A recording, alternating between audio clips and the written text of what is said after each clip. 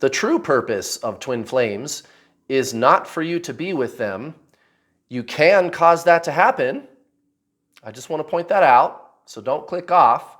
You can get your twin flame to come back and stay permanently, but when you understand the underlying reasons why I am saying that the true purpose of meeting your twin flame is not so that you can be with them, that's when you can get them to come back to be with you. And I'm not just blowing smoke. It's a paradox. And as a matter of fact, that's the first thing that I always teach my students. And the science of spiritualism is a lot like that, because to the mind, consciousness, which is the soul, is paradoxical. And remember, you and your twin flame are the same soul. So when you try to understand what is going on here with your mind, it's going to seem paradoxical. Now, what you do in your daily practice spiritually is to get out of the duality of the mind, okay? And actually stop making this person your focus, and that's when they do come back, which doesn't seem to make any sense, because like with a soulmate, you're focused on them, you're having a relationship, you're trying to be nice, you're trying to get to know them, you're being considerate of the other person, while at the same time being yourself, not selling out who you really are, right? And that works for a soulmate, but this is not soulmates. This is your soul, okay? This is not another soul. And again, to the mind, the soul seems paradoxical. So that's a high-level overview of how that works and why that works. I just wanted to get that out of the way at the beginning, because what I'm going to tell you seems contradictory to a lot of the stuff that you've seen about twin flames. And I think you'll find that most of the information that I produce when it comes to this topic, twin flames, contradicts a lot of what's out there. And that's probably why I've coached almost 5,000 students. Because this is a science. This is a science, and it's not going to be the confusing messages that you get on the pop culture version of twin flames on the internet. And as always, I'm not saying that to put anybody down. If anything, everybody's just trying to figure out what the hell is going on. Let's face it, nobody out there online, when they talk about twin flames, nobody is doing anything intentionally insidious. Everybody's just trying to figure out what the fuck is going on, let's face it. But, I approach this scientifically. This is a real phenomenon. And I've made a lot of headway doing it that way, guys. I've coached a lot of people. And of course, my twin flame is permanently in my life situation. Now, what is the purpose of twin flames? What is that? There is no purpose. Now, there might be a purpose to meeting your twin flame. There might be a purpose to meeting your twin flame. It is true. And that may even sound paradoxical in and of itself. I'm trying to take you, I'm going to be taking you somewhere pretty deep in this video, which is exactly what this journey is really all about. So if you made it through the first 3 minutes and 48 seconds of this video without clicking off, congratulations. You're going to get a sense of what this really is, you guys. Okay, so let's talk about first the purpose of meeting your twin flame, which you could say, again, meeting them has a purpose.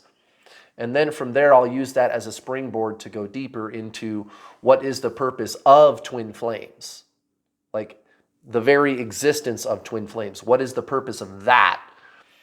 But again, first I'm going to start with meeting your twin flame, that actual thing taking place in your life situation. What's that all about? Well, it's pretty simple, guys. This is your spiritual ascension. And that's all this is.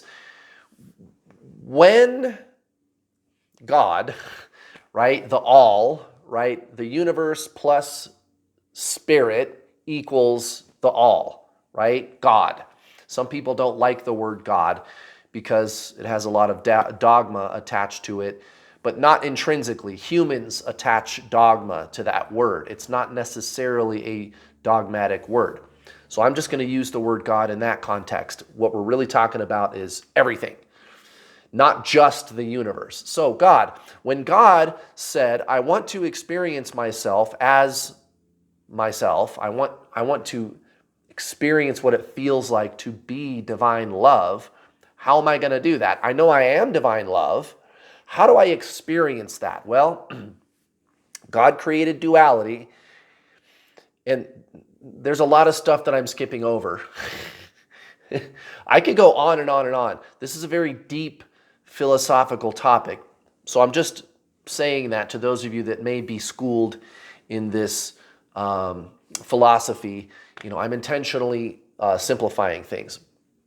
So anyway, in the beginning, if you will, God said, I'm going to create duality. So I know that I am divine love. I'm going to create fear. I'm going to create the opposite on purpose, and then go down into the duality, which we call the universe, and experience forgetting who I really am. I'm going to cause myself to forget that I am love, and then hopefully work through the experiences of fear and separation from all that is, so that I can come back into love and come back into experiencing all that is, which is what I really am.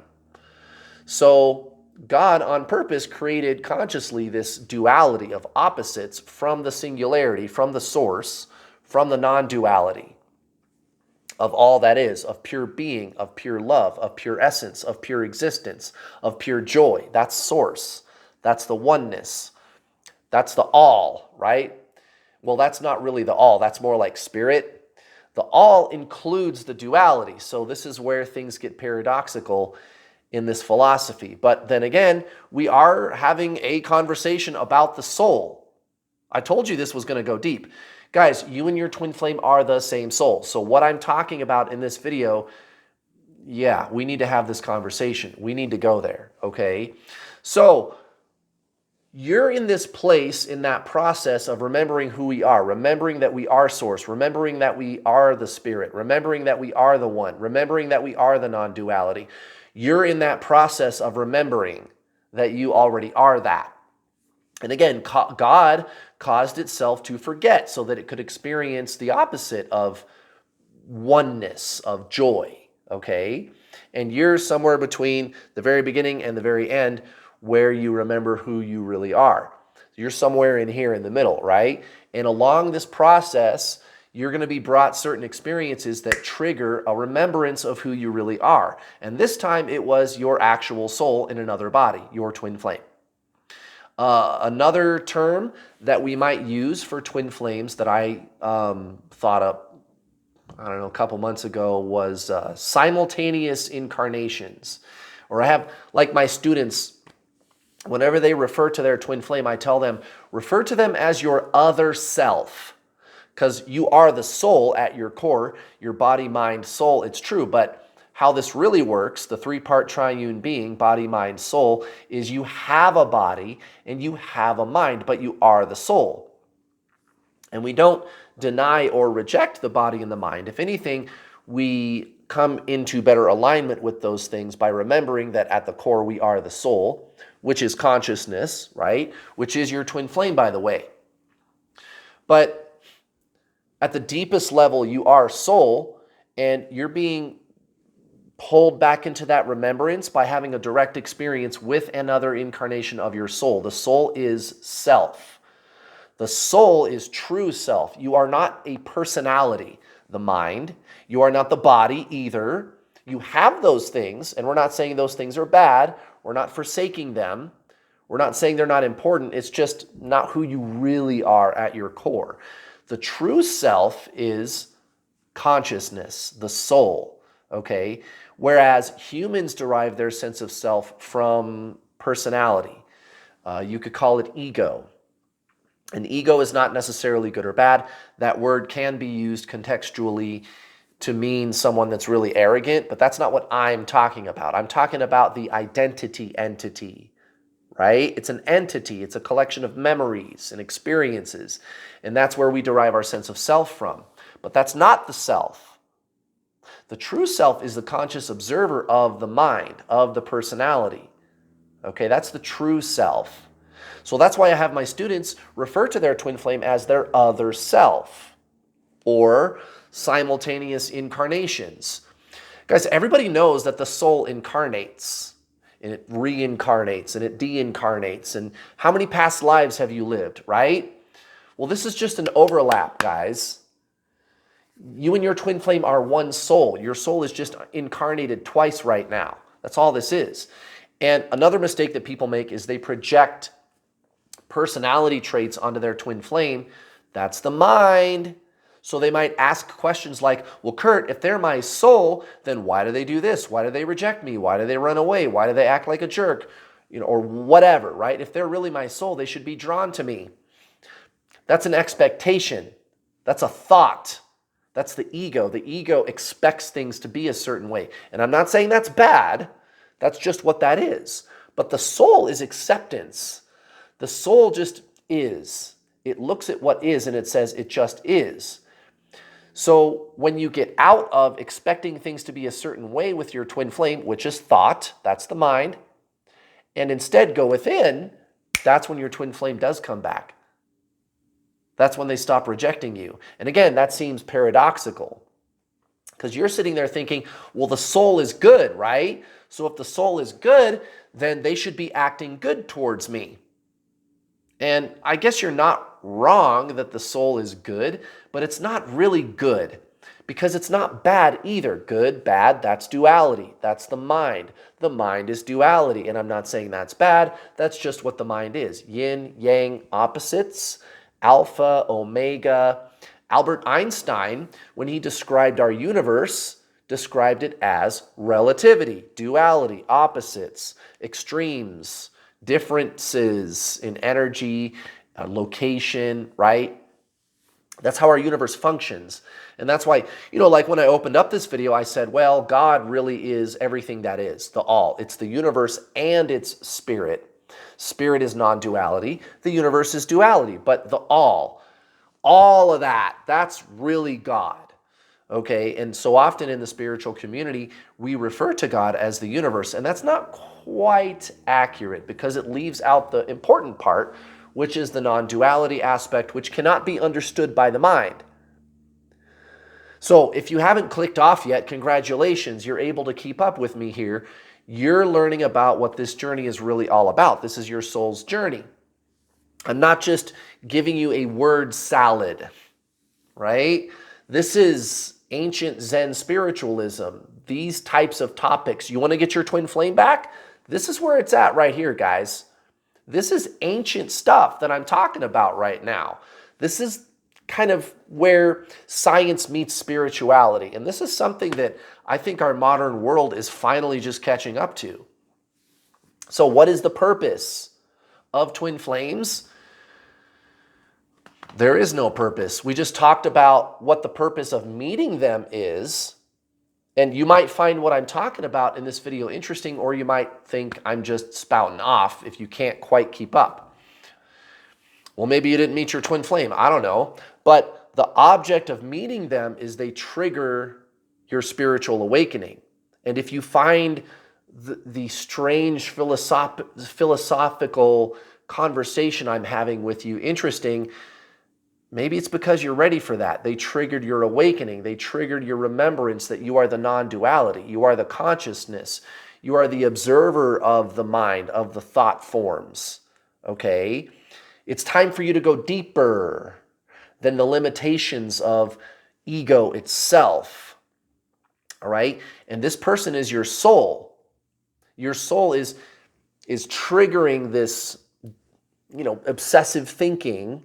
Remember the obsessive thinking you had with your twin flame? Remember that? Yeah, well, why? Why did that happen? So that you can remember that you're the observer of the thinking.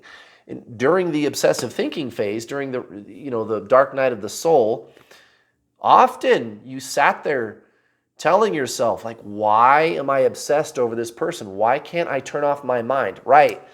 That's the first step. To notice that you are a noticer.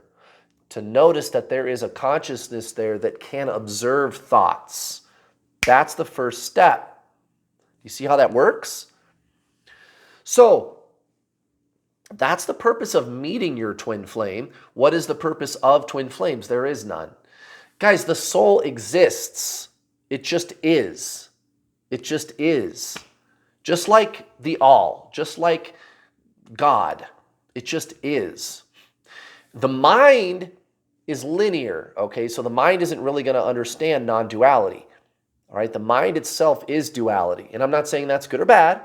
That's just what that is. But if we ask a question like, well, okay, when I do the thing that we call die, the mind goes away, the body goes away. What's left? The self, consciousness, right? Do you cease to exist? No. No, you do not cease to exist. Why? Because I always have existed. Life is eternal. Life is infinite. And then the mind, it goes, well, yeah, but when did it start? Where did it all begin? The mind can't handle infinity. It can't handle eternity. The mind wants to say that it had to start somewhere, right? But it never started anywhere. And the mind, it's not going to stop the mind from sneaking in there and going, well, yeah, but when did it start though? It's still going to keep asking that question. And this journey is asking you, the observer, to be the observer. Enlightenment is what happens when you dissolve the questioner. And we're not saying that questions are bad. Questions are great. And I'm not even saying that thinking is bad. I personally love thinking. I do it all the time, and I highly recommend it, but that doesn't mean that you stay stuck there and that you identify with the thinker, the ego, the identity entity, right? The collection of thoughts and memories and circumstances and places you've been and, stuff like that. I'm the conscious observer. And the mind wants to know, what is that? Right, it's non-duality. It always was. There's limited and there's limitless. The mind is limited. Watch this. This will flip your lid. If you've been able to keep up with me to this point, watch this. So non-duality, singularity, is ultimate reality, right? Pure consciousness, spirit. Not the universe, but spirit. So the universe came from somewhere. Where did it come from? Spirit. Okay. It's non-duality. It's pure consciousness. So you've got non-duality and duality, which is itself a duality. Listen to that again. Non-duality, singularity, is ultimate reality. But we have non-duality and duality, which is itself a duality. Interesting. So, which came first, the chicken or the egg? If you want to know the answer to ultimate reality, there's your answer. To seek ultimate reality is to follow explanations until explanations end. To seek ultimate reality is to follow explanations until explanations end. So, what happens when we get to the end? Well, non-duality. Or is it? Because non-duality and duality is itself a duality. So which came first, the chicken or the egg? And that is the answer. It always is, and it always will be. How many lives have you lived? Well, I got a psychic or an Akashic record reader to tell me that I lived 738 lives. Really, since when? When did it start? See, this is why I have a little bit of a problem with some of the new agey woo-woo kind of stuff. Now, maybe if we base that observation, I lived 738 lives, maybe since this universe began, maybe since the beginning of the Big Bang, that would actually kind of be a legit answer, right? But how many universes have there been? And by the way, did you know quantum physicists are even asking that question? When did it all begin? Again, here we go. You notice how we ended up back at this place in the conversation. Where did it all begin? It never began. So how many lives have you lived? Infinity, over an infinite number of universes. I know, but when did that start? Right. Which came first, the chicken or the egg? Has it always existed, or did it begin somewhere? Can you even answer that question? So the answer to what is ultimate reality is, which came first, the chicken or the egg? That's your answer. So what is the purpose of twin flames? I don't know. What's the purpose of existence? There's no purpose. And by the way,